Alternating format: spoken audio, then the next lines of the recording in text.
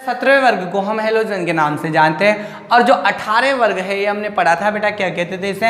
अक्रिय गैसें, उत्कृष्ट गैसें या नोबल गैसों के नाम से जानते थे। क्यों बोलते थे बेटा? क्योंकि इनके बाह्यतम कोश में जो था 8 इलेक्ट्रॉनों का स्टक कंप्लीट था, तो न तो किसी को इलेक्ट्रॉन त्यागते थे न ग्रहण करते थे, और इलेक्ट्रॉन यदि त्यागेंगे नहीं और ग्रहण नहीं करेंगे तो ये क्या होता है बेटा? किसी से बंध भी नहीं बनाएंगे, क्रिया भी नहीं करेंगे, इसीलिए इनको क्रिया नहीं करने के कारण बेटा अक्रिय गैस बोलते हैं। और इनको उत्कृष्ट इसलिए बोलते हैं बेटा यहाँ पर क्योंकि प्रकृति में बहुत कम मात्रा में पाई जाती है। तो ये तो हो गया बेटा हमारे यहाँ तक। अब देखो यहाँ पर लैंथेनोइड, एक्टिनोइड जो तत्व थे ना बेटा, इनको सम्मिलित रूप से हम एफ ब्लॉक के तत्वों के नाम से जानते हैं। इन्हें हम अंतः संक्रमण तत्व के नाम से भी जानते हैं। अब देखो बेटा वो आपसे पूछे लैंथेनोइड तत्व किसे कहते हैं, तो हम कहेंगे लैंथेनम 57 के बाद आने वाले 14 तत्व ये हो गया बेटा यहाँ से यहाँ तक पूरा।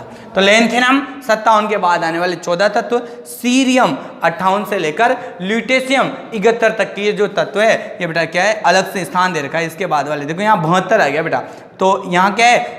57 के बाद आने वाले 58 से लेकर ल्यूटेशियम 71 तक के 14 तत्वों को अलग से स्थान दिया गया है बेटा। और ये लैंथेनम के बाद आते हैं, इसीलिए क्या करते हैं इन्हें बेटा? लैंथेनोइड के नाम से जानते हैं। ऐसे बेटा देखो एक्टिनियम 89, इसके बाद देखो 104 आ रहा है बेटा, बीच के गायब हो गया ना 14।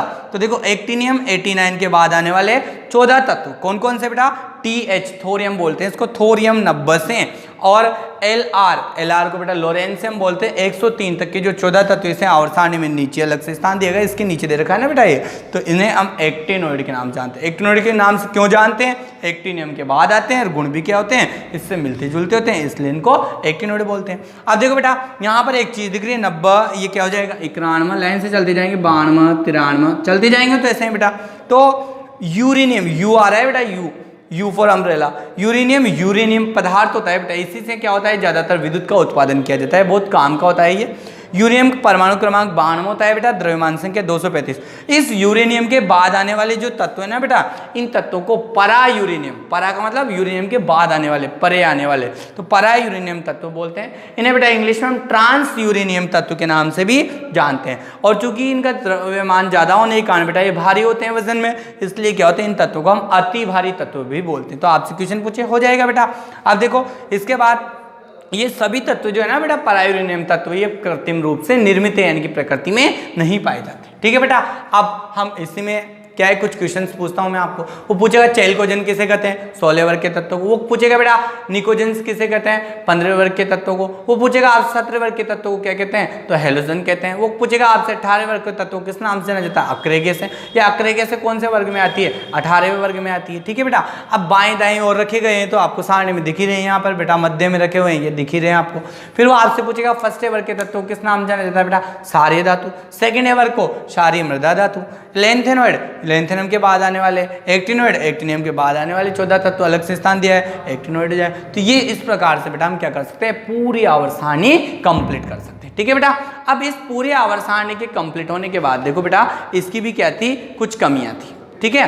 देखो हर एक चीज में कमी होती है बेटा, कोई भी भगवान नहीं होता, तो इन्होंने भी क्या है कुछ कमियां यहाँ पर इस आवर्त सारणी में बेटा छोड़ दी। कमियों में हम क्या क्या पढ़ते हैं? देखो बेटा यहाँ पर इस आवर्त सारणी की पहली कमी थी कि हाइड्रोजन जो आपको यहाँ दिख रहा है ना, इन्होंने भी क्या किया बेटा? इस हाइड्रोजन की स्थिति क्लियर नहीं की। तो हम कहेंगे हाइड्रोजन की कोई स्पष्ट स्थिति नहीं, कहाँ रखा जाए? यहाँ रखें या फिर 17 वर्ग में, क्योंकि इसके गुण बेटा 17 वर्ग के तत्वों से मिलते हैं, इसलिए यहाँ भी रख सकते थे और यहाँ भी रख सकते थे। तो यहाँ रखें या वहाँ रखें, विवाद पैदा हो गया, इसलिए यहाँ वहाँ कहीं नहीं रखा।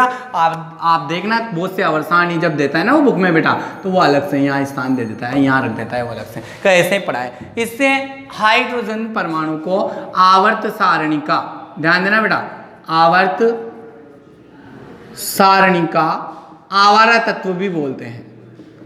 आवारा तत्व, हाइड्रोजन बाबा है ये बेटा, हाइड्रोजन बाबा को क्या बोलते हैं? आवारा तत्व भी बोलते हैं। ये आवारा है, ये यहाँ भी जुड़ जाए, ये यहाँ भी जुड़ जाए और कहीं पे भी पढ़ा भी रही है, इसकी इच्छा होती है। तो इसे कोई स्थान नहीं दिया गया हाइड्रोजन को, तो अपन ने बना दिया बेटा समझने के लिए। ठीक है। तो हाइड्रोजन परमाणु की इस आवर्त सारणी में कोई स्थान नहीं दिया गया है, इसे फर्स्ट या 17वें वर्ग में रखा जाए, कोई स्थिति स्पष्ट नहीं है, अतः इसे आवर्त सारणी का आवारा तत्व भी बोलते थे। पहले तो ये कमी हो गई बेटा। ठीक है।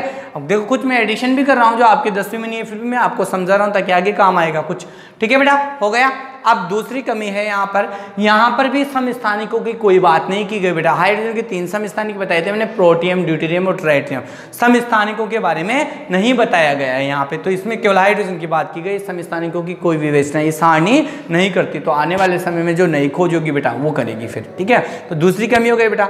इसके बाद लैंथेनॉइड और जो एक्टिनॉइड पढ़े हैं बेटा हमने, इन लैंथेनॉइड और एक्टिनॉइड के यहाँ पर क्या है, जो मुख्य ढांचा है ना वो क्या था, यहाँ रखने चाहिए थे 57 के बाद 58 यहाँ से चलना चाहिए था बेटा, ये लंबी होती तो हो जाती, उसने नीचे क्यों रखा। यहाँ पर क्या है, इसके मुख्य ढांचा जो था यहाँ पर रहने चाहिए थे, उस मुख्य ढांचे को नकारा गया है और अलग से स्थान दिया गया है, ये तीसरी कमी है, ठीक है बेटा।